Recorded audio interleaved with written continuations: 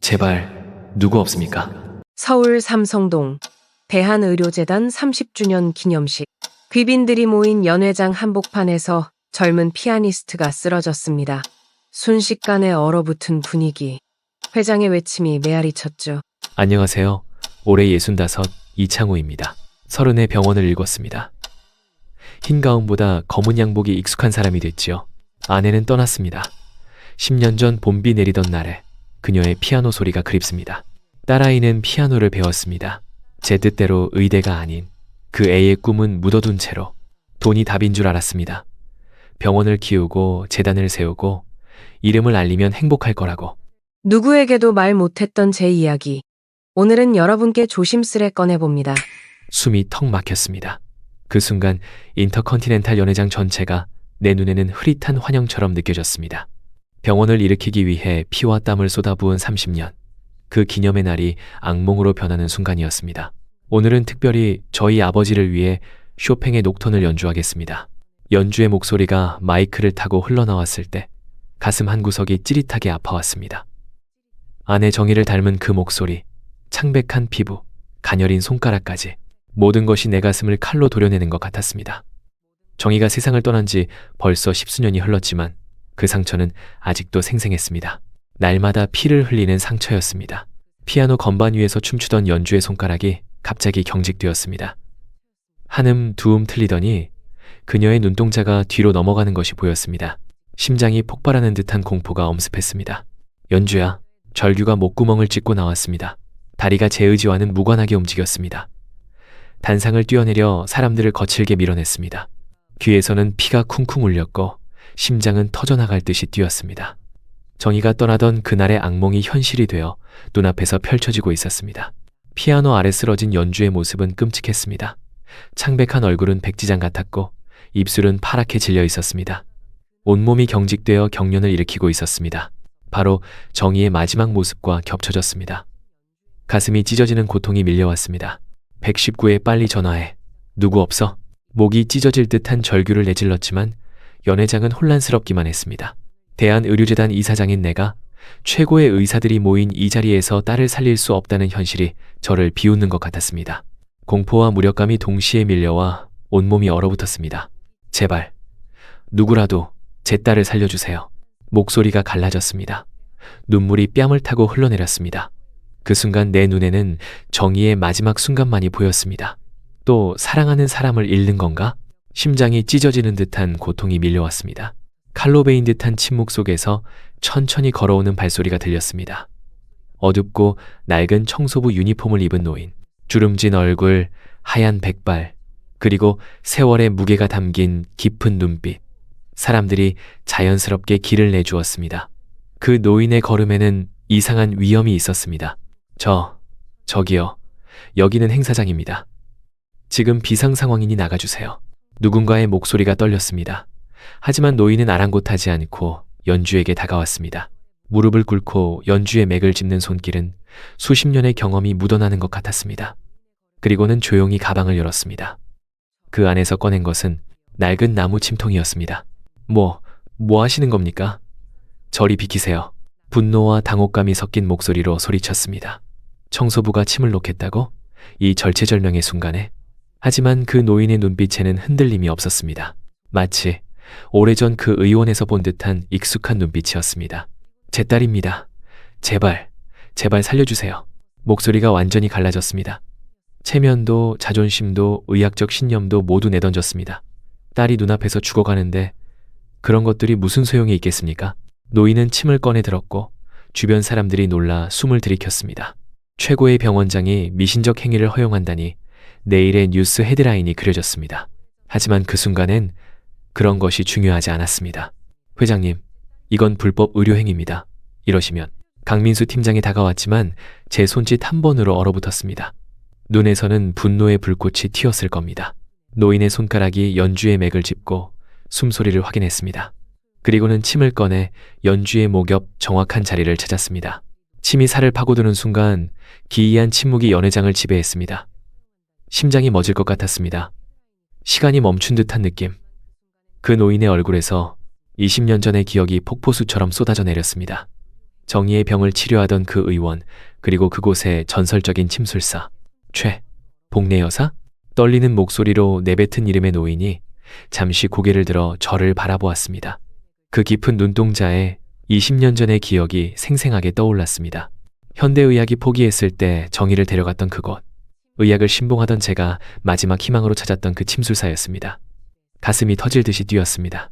연주의 몸에 침이 하나, 둘, 셋, 마치 춤을 추듯 정확한 위치에 꽂혔습니다. 복내 여사의 손놀림은 현악기를 다루는 대가처럼 섬세하고 정확했습니다.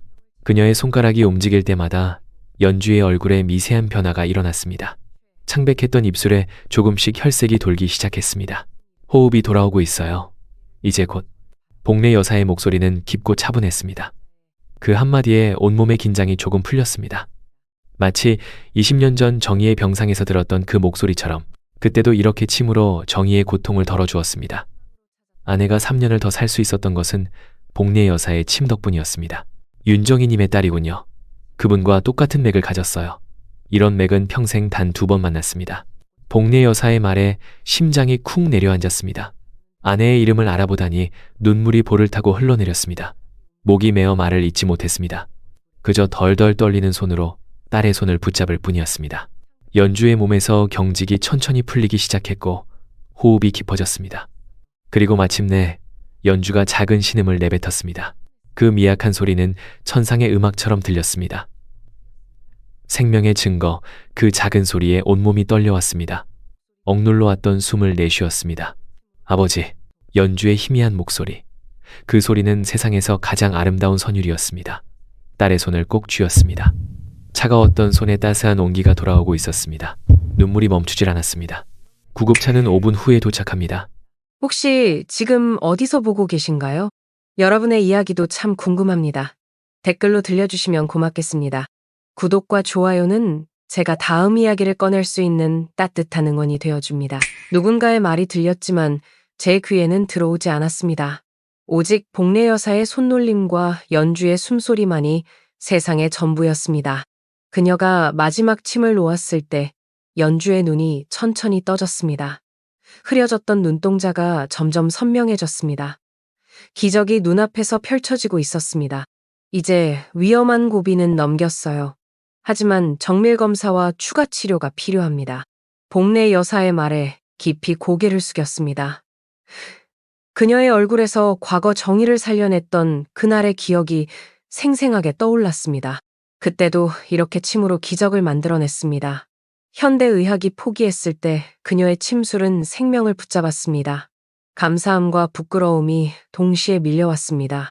서울대병원 VIP 병동.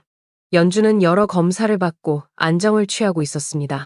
숨쉬기조차 버거웠던 제 마음도 조금은 안정을 찾았지만 가슴 한구석은 여전히 무거웠습니다. 왜 복내 여사가 청소부로 일하고 있었는지, 어떻게 그 자리에 있을 수 있었는지 의문이 꼬리에 꼬리를 물었습니다. 회장님, 잠시 시간 괜찮으시겠습니까? 강민수 팀장이 노트북을 들고 조심스럽게 병실로 들어왔습니다.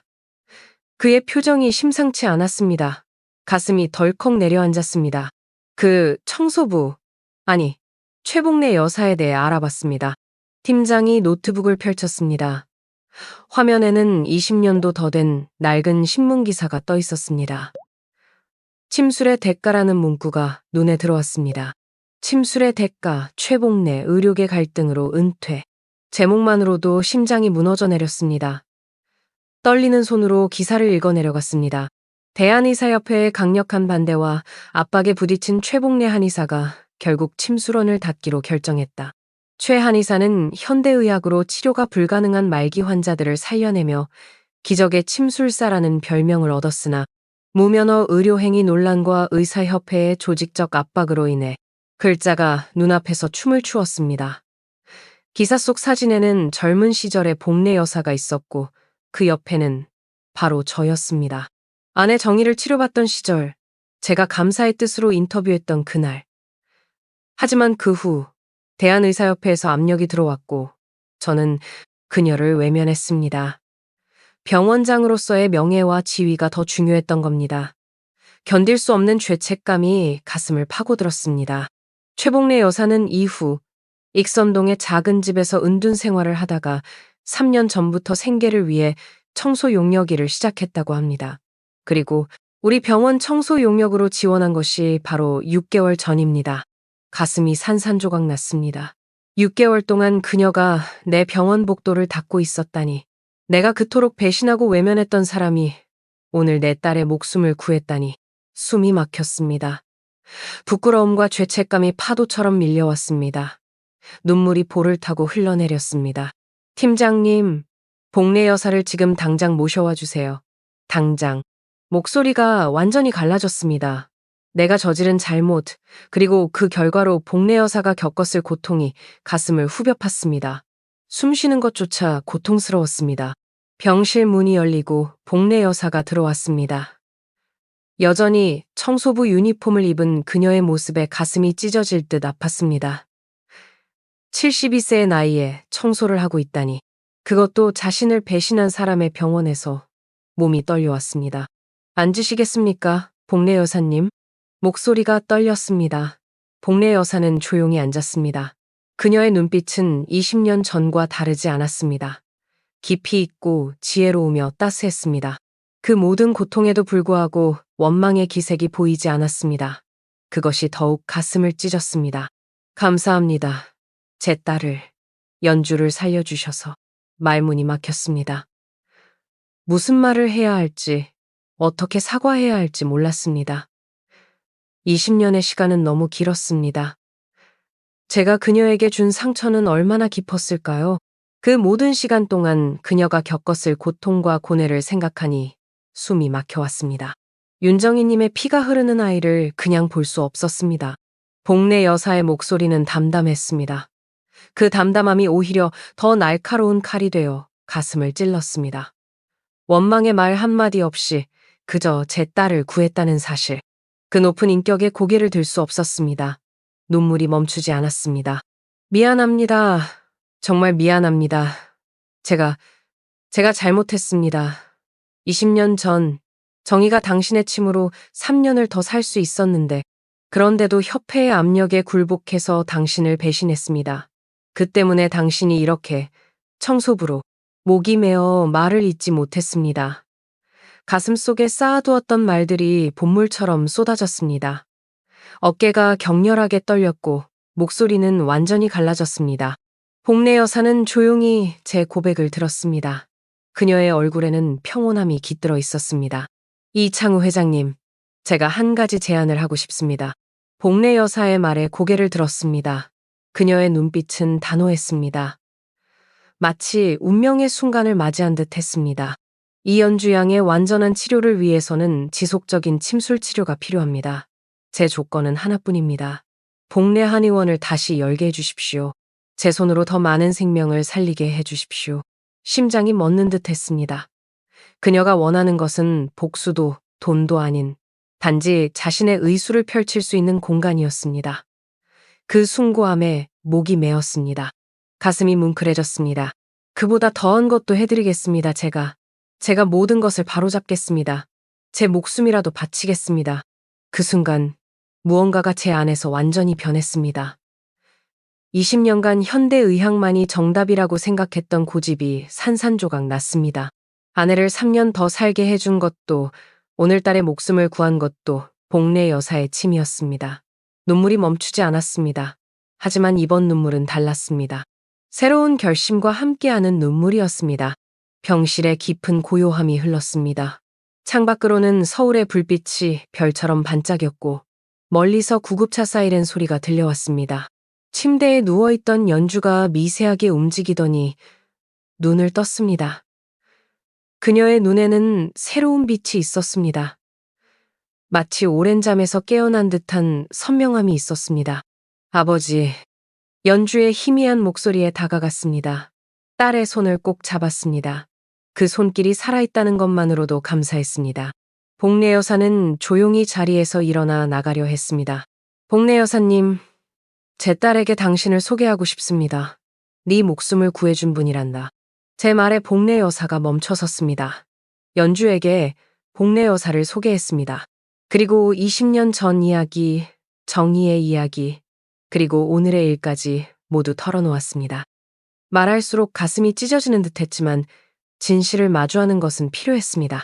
연주야, 네 어머니는 피아니스트였어. 정희는. 음악을 숨쉬듯 사랑했지. 하지만 나는 내 욕심으로 네가 병원을 물려받기를 바랐지. 네, 진짜 꿈은 묻지도 않은 채 목이 메었습니다. 심장이 찢어지는 듯한 고통이 밀려왔습니다. 연주의 눈에도 눈물이 고였습니다. 그 눈물 속에는 오랜 시간 말하지 못했던 비밀이 담겨 있었습니다. 아버지, 사실 제가 하고 싶었던 건 병원이 아니었어요. 음악이었어요. 어머니처럼. 하지만 아버지가 그토록 바라셨기에 말할 수 없었어요. 연주의 고백에 가슴이 산산조각 났습니다. 얼마나 오랫동안 내 욕심으로 딸을 억압했던 걸까요? 얼마나 많은 꿈을 짓밟았을까요? 연주의 손을 꼭 잡았습니다. 손이 떨렸습니다. 이제 네가 원하는 삶을 살아라. 아버지가 더 이상 강요하지 않을게. 정희가 네 어머니가 살아있었다면 얼마나 슬퍼했을까. 그 순간 연주의 눈에서 무언가가 풀어지는 것이 보였습니다. 마치 오랫동안 짊어져 왔던 무거운 짐을 내려놓는 듯한 표정. 딸의 눈에서 눈물이 폭포수처럼 쏟아졌고 저도 함께 울었습니다. 복례 여사는 조용히 두 사람을 지켜보았습니다. 그녀의 눈에도 맑은 눈물이 고여 있었습니다. 내일부터 익선동의 복례 한의원을 다시 열 준비를 시작하겠습니다. 그리고 연주야, 네 피아노도 다시 꺼내렴. 네 어머니의 꿈을, 네 꿈을 이어가렴. 제 말에 연주의 얼굴에 환한 미소가 번졌습니다. 눈물 속에서도 빛나는 미소. 정의가 남긴 마지막 선물 같은 미소였습니다. 그 미소에서 희망이 보였습니다. 새로운 시작의 희망이. 복례한의원 1주년 기념일. 익선동의 오래된 한옥은 새 생명을 얻었습니다. 전통과 현대가 조화를 이룬 아름다운 공간. 그곳에서 연주의 첫 피아노 연주회가 열렸습니다. 쇼팽의 녹턴, 정희가 가장 사랑했던, 그리고 연주가 마지막으로 연주했던 그 곡이 익선동의 좁은 골목을 타고 흘러나왔습니다. 연주의 손가락이 건반 위에서 춤을 출 때마다 가슴이 뜨거워졌습니다. 한 해 동안 복례 여사의 침술로 완전히 건강을 되찾은 연주는 이제 자신만의 음악 세계를 펼쳐나가고 있었습니다. 그녀의 눈빛에는 더 이상 무거운 그림자가 없었습니다. 오직 음악에 대한 열정만이 불타오르고 있었습니다.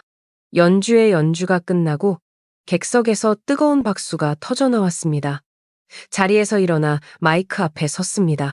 객석에는 의료계 인사들과 언론인들로 가득 차 있었습니다. 가슴이 터질 듯이 뛰었습니다.